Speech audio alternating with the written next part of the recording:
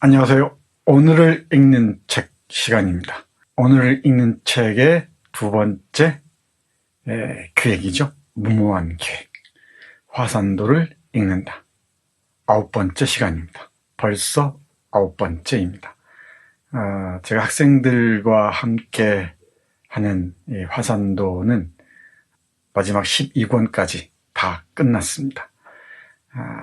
우리는 조금 천천히 따라가고 있는 중입니다. 혹시 마음이 다급하신 분들은 제가 유튜브에 제 채널에 올려놓은 학생을 상대로 한 강좌를 참조하시기 바랍니다. 자, 오늘은 17장과 18장입니다. 17장과 18장에는 어떤 얘기가 있을까요? 함께 보도록 하죠. 17장은 8월 24일부터 29일까지 서울입니다. 이방근의 시선으로 그려지죠. 그리고 18장은 8월 29일부터 9월 4일까지 제주도입니다. 역시 이방근의 시선으로 그려집니다. 이 화산도는 서울과 제주와 서울을 오가는 동선으로 구성되어 있습니다. 서울에서는 이방근이 주로 문난설과 이유원 그리고 그 친구들 그리고 서부 사무소에서 일하는 고영상 등등을 만나죠. 물론 서울에서 이 황동성이라는 사람, 남노당 조직원이었다가 지금 국제신문 편집장을 맡고 있는 사람이죠. 이런 사람들을 만나는 공간입니다. 제주에서는 4.3이 지금 진행 중이죠. 4.3 사건의 소용돌이 속에서 관련된 여러 사람들을 만나는 과정들을 보여주고 있습니다. 17장에서는 이방근과 문난설, 그리고 오남주, 나영호, 양준호 등이 등장합니다. 양준호는 제주에서 만나죠. 기차라는 그 서사적 장치가 의미 있는 역할을 합니다. 목포에서 복례여관에 이르고요. 서울에서 목포로 오는 과정이죠. 그리고 목포항에서 공비를 이송하는 장면을 봅니다. 그러니까 제주도에서 이 게릴라로 활동하던 사람들이나 또는 조직원으로 활동하는 사람들을 공비라는 이름으로 목포로 이송하는 그 과정을 잠깐 엿본 것이죠. 제주에 온 문난설과 나영호 일행이 거센 비 내리는 바닷가를 걷죠. 중요한 장면입니다. 그리고 이방근은 이유원이 남승지에게 전해달라고 했던 이 스웨터를 갖고 양준호를 찾아가죠.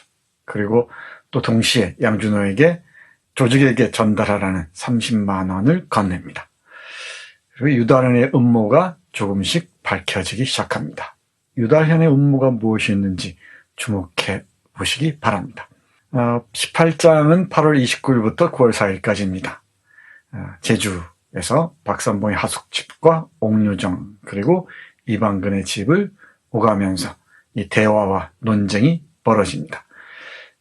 문난설과 나영호가 이방근의 집에 머물고 있죠. 그리고 박삼봉이 이방근을 만납니다. 박삼봉의 임무는 유달현을 잘 감시하라는 거죠. 유달현과 정세용이 어떤 관계가 있는지 잘 감시하라는 임무를 부여받았습니다.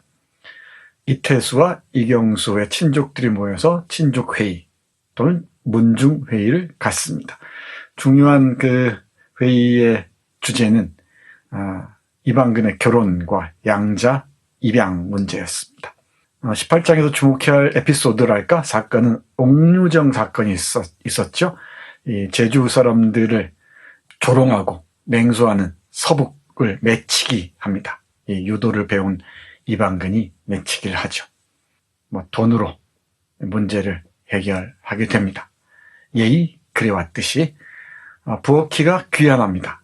이방근과 아름답지 못한 일로 반강제로 쫓겨났던 부엌키가 돌아옵니다. 이 부엌키의 역할의 변화에 주목하시기 바랍니다.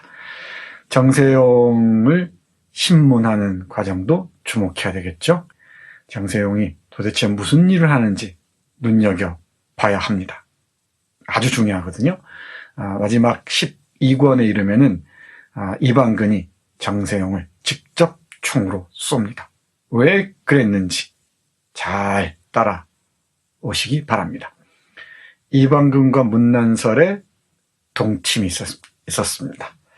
썩 만족스럽지 못한 동침이었는데 이 둘 사이의 사랑도 이제 만만치 않은 국면으로 접어드는 것 같습니다. 앞에서 말씀드렸듯이 친족회의가 열립니다. 이방근의 결혼 문제, 그리고 양자를 드릴지 여부. 이방근은 양자를 드리라고 얘기하죠. 문중회의에 모인 친족들을 발칵 뒤집어 놓습니다. 자, 그러면 몇 문장 함께 보겠습니다. 오욕의 조국을 어찌할 것인가? 이 오욕의 땅, 치욕의 땅, 조국. 이 제주, 이 버림받은 사람들. 이제 결말로 치달아 갈수록 이 제주도의 이미지가 더욱더 강렬해지는데요. 버림받은 섬, 그리고 희생되는 섬, 이 제주. 친일파 세력들과 결탁한 이 이승만 정권이 제주도를 버림받은 섬으로 내돌려버리죠. 이 버림받은 섬에서 오욕의 삶을 살아야 했던 사람들, 그리고 죽음이 떠도는 지옥도와도 같은 섬에서 살아야 했던 사람들, 그 고통이 얼마나 무시무시했겠습니까? 이 목포항의 공비이송 장면을 봅니다. 이 적기 사건이 있었죠. 이 적기 사건과 관련된 한 사람이 얼핏 이방근의 눈에 들어옵니다. 잠깐 보겠습니다. 갑자기 어른 줄줄이 묶인 대열 위에서 유원의 희고 투명한 얼굴이 어른거리는지라 이방근은 반쯤 감고 있던 눈을 떴다. 그는 잠자리에 누워 있었지만 자고 있던 것은 아니었다. 이방근은 머릿속에서 얼굴을 감춘 남자의 모습이 꿈틀거리는 것을 느끼면서 마치 적을 앞에 두고 급히 도망치듯 억지로 여동생을 일본에 보내려 한다는 떳떳지 못한 기분에 사로잡혔다. 유학이라는 대의명분, 명분까지는 내세우지 않더라도 갈만한 조건이 되는 사람은 물론이거니와 그렇지 않은 자들도 무리해서 위험을 무릅쓰고 일본으로 이 오욕의 조국에서 탈출하고 있는 것이다. 뭘 이렇게까지 구애될 필요가 있는가? 그래도 담당 교수인 하동명과 함께 여동생을 설득할 때는 약간 떳떳지 못한 기분을 느꼈지만 그것을 애써 눌러왔는데 이제 목포까지 와서 확실히 도망을 의식하는 이 감정의 반란은 견디기 힘들었다. 저렇게 이 버림받은 섬 제주에서는 많은 사람들이 힘겨운 싸움을 이어가고 있고, 그리고 이 고통스러운 시간을 살아내고 있는데 나는 이 여동생을 일본으로 빼돌려야 하는가라는 죄책감, 이 부채감이 이방근을 짓누르고 있는 것 같습니다.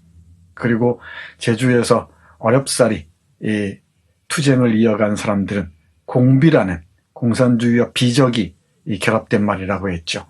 이런 그 치욕스러운 말을 들어가면서 체포되고 또 이 목포로 수송되고 있는데 나는 지금 뭐하는 짓이란 말인가?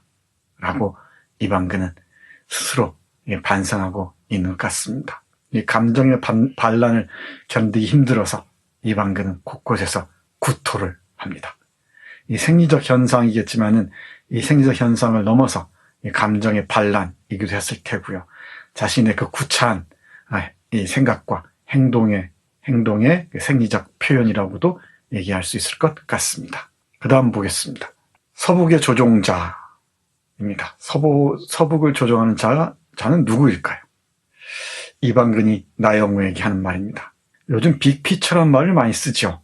이 서북을 조종하는 이 빅피처, 즉 대한민국 친일 세력들을 재배치함으로써 권력을 장악한 이승만 정권, 그 이승만 정권을 뒷받침하는 이 테러 단체 서북을 조종하는 자는 누구인가? 질문 속에 대답이 다 들어있는 것 같습니다. 이방근이 나영우에게 하는 말 들어보시죠. 4.3이 일어난 큰 원인 중에 하나가 서북이라고. 이북의 육친과 고향을 버린 채 목숨을 걸고 도망쳐온 만큼 이남에서는, 특히 제주도는 빨갱이 섬이라고 해서 철저하게 복수하려 하지. 그들은 북의 공산주의자들에게 고향을 빼앗긴 실향민으로 무소불위, 못할 것이 없다고 하며 하고 싶은 대로 한다고.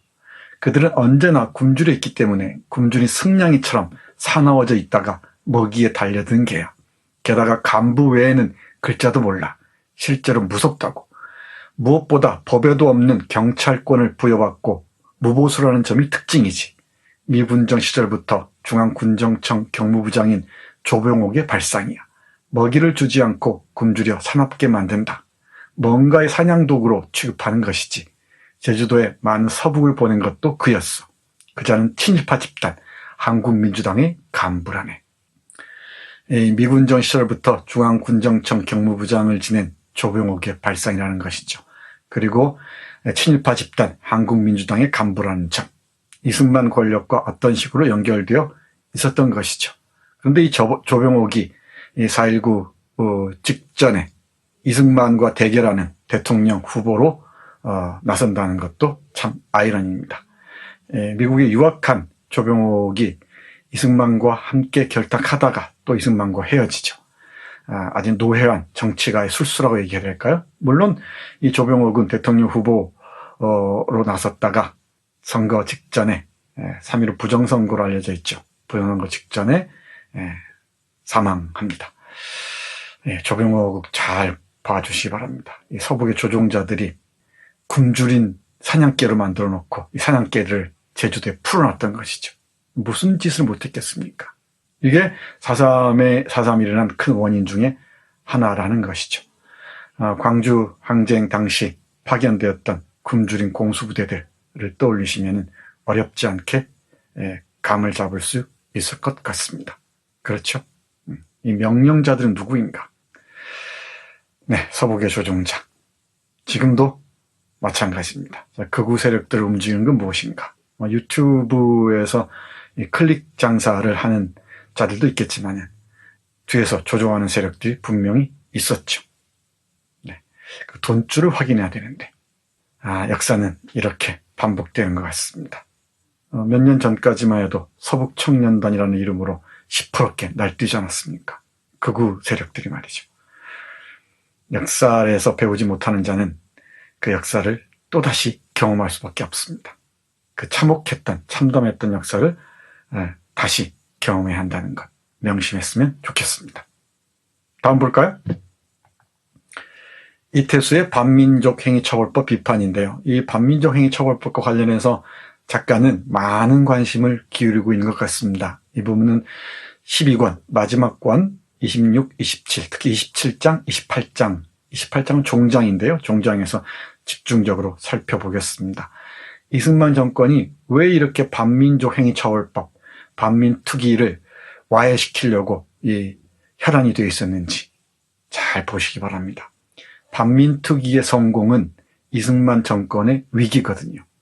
이승만 정권의 위기는 결국 친일파 권력의 위기이기도 하죠. 온갖 방법을 다 동원해서 반민특위를 와해시키기 위해서 정말 눈을 시뻘겋게 뜨고 동분서주합니다. 언론부터 시작해서 종교 세력까지, 극우 테러 단체까지 그 정치적 역학관계를 눈여겨보기 바랍니다. 그리고 그런 이 상황들이 우리 사회에서도 언제든지 되풀이해서 유령처럼 좀비처럼 시퍼렇게 살아서 날뛴다는 것.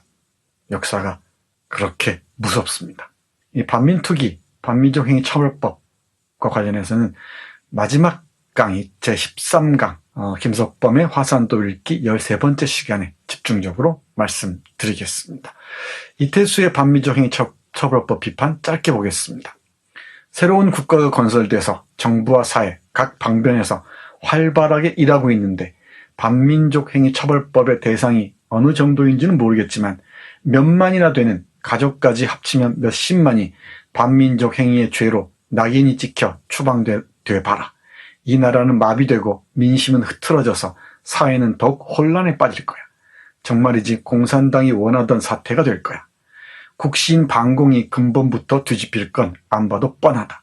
나는 반민족 행위 처벌법이 아주 나쁘다고는 생각하진 않지만 민족의 화합을 파괴하고 대한민국의 존립을 희생하면서까지 밀어붙이는 것은 본말 전도라고 생각하고 있다. 해방된 지 3년이 흘렀는데 새삼스러운 감이 든다. 반민족 행위 처벌법이 1948년 9월에 국회를 통과하거든요. 그리고 이제 반민특위, 반민족 행위 처벌 특별조사위원회죠. 이 위원회가 가동되죠.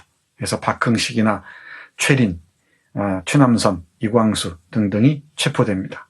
그런데 1월, 2월에 들어서면서 이 와해 공작이 본격화하죠. 그러다가 6월에 이르면은 유야무야 돼버립니다. 그리고 49년 말에 이르러서는 반민특위가 해체되죠. 이 반민특위의 성공은 친일파 권력의 실패와 등가했습니다. 그리고 실패를 맛보지 않기 위해서 이승만 정권은 이 반민특위 와해에 총력을 동원합니다. 그리고 그 희생의 하나로 제주도를 택하죠. 빨갱이들이 이렇게 날뛰는데 어디 반민특위란 말이냐. 어렵지 않죠? 빨갱이를 끊임없이 만들어내고 생산해야 됩니다. 그래야 자신들의 권력의 정당성을 유지할 수가 있었던 것이죠. 반공이라는 말이 없이는 자신의 권력의 생명을 이어갈 수가 없습니다. 친일 행위자들은 이 친미 반공으로 옷을 갈아입고 재빠르게 돌아섰던 것이죠.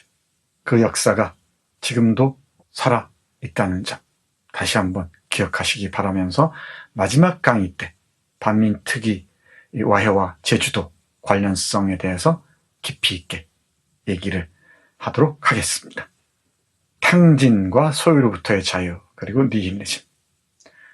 이방근은 친일파로 이 부를 축적한 아버지 뒤에 숨어서 비교적 자유롭게 행동해 왔었죠. 오만방자해 보이기도 하지만 리버럴리스트의 한 모습을 잘 볼 수 있었습니다. 이방근은 자신이 가진 어머니로부터 물려받은 유산들을 다 탕진하면서 소유로부터 자유로워지고자 하죠. 물론 조직 게릴라들에게도 자금을 대고요. 서북에게도 자금을 대죠. 자신의 운신의 폭을 넓히기 위해서였습니다. 이런 탕진의 사상은 대단히 중요합니다. 모든 걸 버린다는 것이죠. 소유도 이젠 의미가 없다고 생각하는 것이죠. 근데 양준호는 소유로부터의 자유 또는 소유 한 채로의 자유를 얘기합니다. 어떻게 돈을 쓸 것이냐가 문제가 되겠죠. 이방근은 자신의 돈을 들여서 배를 사기도 하고요. 그리고 게릴라들을 일본으로 몰래 밀항시킬 계획까지 세웁니다. 한국판 쉰들러라고도 할 수 있을 것 같습니다. 그 얘기도 뒤에서 조금 상세하게 살펴보겠습니다. 그리고 이방근에게는 좌우 어디에도 속하지 않는 깊은 허무주의 같은 게 도사리고 있습니다. 친일에 대해서는 아주 가혹하게 비판을 하면서도 조직 우선주의 또는 당 중앙에 대한 비판의 칼날은 무뎌지지가 않죠. 자유로우면서도 이 부도덕한 세상에 대해서 비판적인 입장을 취하는 이방근의 태도, 한국 문학사에서 보기 드문 모습입니다. 이 허무주의, 니힐리즘은 파괴적이기도 하지만 생성적이기도 합니다. 제가 보기에 이방근의 니힐리즘은 어떤 새로운 생성을 꿈꾸는 니힐리즘이 아닌가 싶습니다. 그리고 이 탕진은 자기의 재산, 소유물을 탕진하는 것이기도 하지만 자기 목숨까지 내놓는 지경까지 나아가죠. 그래야 진짜 니힐리즘이라고 얘기할 수 있을 것 같습니다. 이 얘기 역시 마지막 13번째 시간에 말씀드리도록 하겠습니다. 이방근과 양준호의 대화 짧게 살펴보죠. 소유로부터의 자유에서 그 자유는 뭡니까? 라고 양준호가 묻습니다. 그러니까 이방근이 이렇게 얘기하네요. 자기 자신의 자유야. 지배하지 않고 지배받지 않는, 어쩌면 공산주의의 미래상. 그러나 그건 꿈, 현실은 반대니까. 여기에서 말하는 공산주의란 스탈린이 얘기하는, 마오쩌둥이 얘기하는 그런 공산주의 좀 다르죠. 정말 이 공상적 사회주의자를 꿈꿨던 그런 세계, 원시적 공산주의 세계, 그리고 꿈으로서의 세계를 얘기한 것 같습니다. 공산주의나 사회주의가 현실화했을 때는, 특히 공산주의의 깃발을 내세울 경우에 공산주의는 타락하는 경향을 보여왔죠. 이 구소련의 사례를 예로 들지 않더라도 어렵지 않게 이해할 수 있을 듯 합니다. 이방근은 그러니까 영락없는 낙원주의, 낙원을 꿈꾸는 사람이었던 것 같습니다. 근데 이 낙원이, 유토피아가 실현되지 못할 것이라는 걸 알면서도 그 꿈을 밀고 나갔던 것이죠. 그게 이방근이 끝없이 취기 상태에 있어야 하는 이유였는지도 모르겠습니다. 이 꿈이 실현 불가능하다는 걸 알면서도 이 꿈꾸는 자들이 없이 우리는 살 이유도 별로 없다는 것도 잘 알고 있습니다. 이방근의 또 다른 말 들어볼까요? 그러나 인간은 용케도 허무함 속에서 하루하루를 살아간다는 생각이 들어. 허무를 느끼지 않고 지낼 수 있다는 건 얼마나 행복한 일일까. 니힐리즘은 반동, 반혁명 사상이야. 이제 자네도 그렇게 말하게 될 거야. 니힐리즘이나 허무주의는 혁명 사상 입장에서 보면은 반동이고 반혁명 사상이죠. 어디 그런 주관적인 이 망상, 꿈에 헤매고 있단 말입니까? 과학적인 사회주의에 입각해서 혁명을 실천으로 옮겨가야 되죠. 근데 이방근은 이런 그 조직 중심의 혁명의 실천으로부터 늘 몇 걸음 떼놓고 있습니다. 이 거리감, 이 거리가 이방근을 존재하게 하는 것이죠. 이걸 두고 저는 회색의 사상이라고 얘기합니다. 태백산맥의 김범우 기억나십니까? 김범우 한번 떠올려 보십시오. 그리고 이병주의 지리산에 등장하는 박태영도 한번 떠올려 보십시오. 하준수를 떠올려 좋을 것 같습니다. 한국 문학사에서, 특히 대하소설에서 이 회색의 사상, 이 회색의 사상가가 갖는 그 의미, 대단히 중요한 것 같습니다. 어느 쪽으로 편입되지 않고, 어느 사상에도 포섭되지 않고, 자기의 길을 가면서 동시에 양쪽을 비판할 수 있는 사람. 단순히 기회주의자라고 얘기하기에는 너무 순진한 것 같습니다. 이 회색이 갖는 의미, 회색은 흰색과 검은색을 동시에 포괄하죠. 진짜 회색의 사상은 통렬한 자기 비판을 전제한다는 점 기억해 주셨으면 좋겠습니다. 최인훈의 회색인이라는 소설을 떠올려도 좋을 것 같습니다. 언젠가 말씀드렸던 듯 합니다만은, 저는 이 회색의 사상을 적극적으로 평가하는 사람 중에 하나입니다.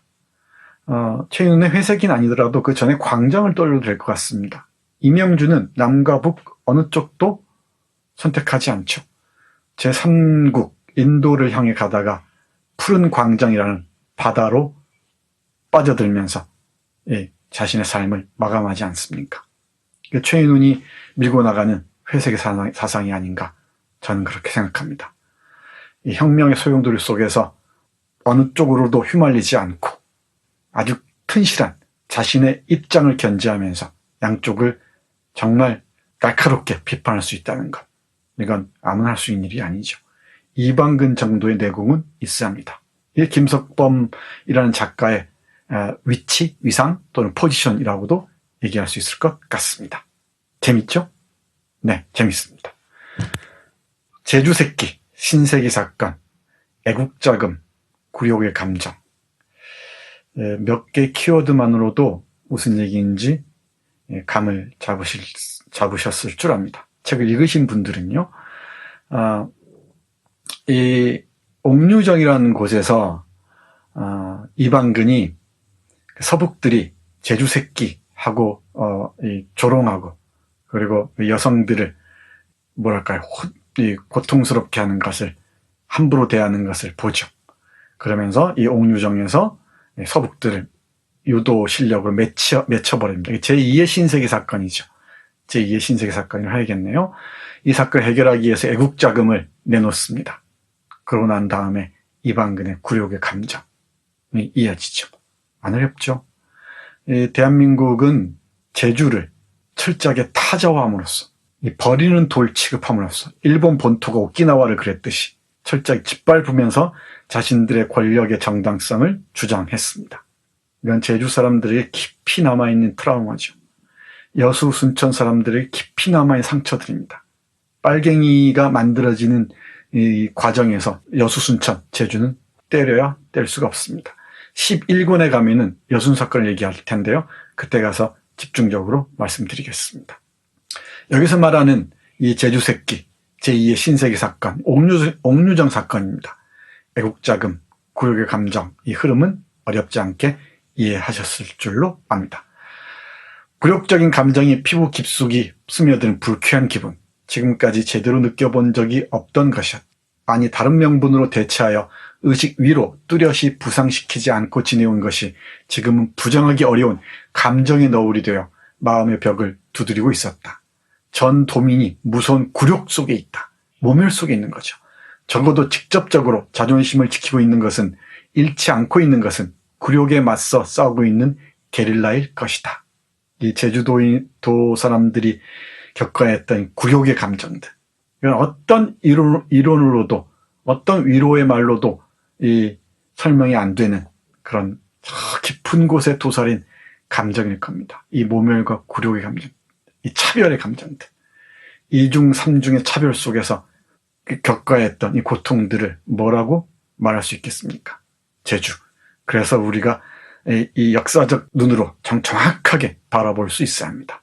그때 김석범의 화산도는 좋은 안내자가 될 것입니다. 네, 9번째 시간 함께 했습니다.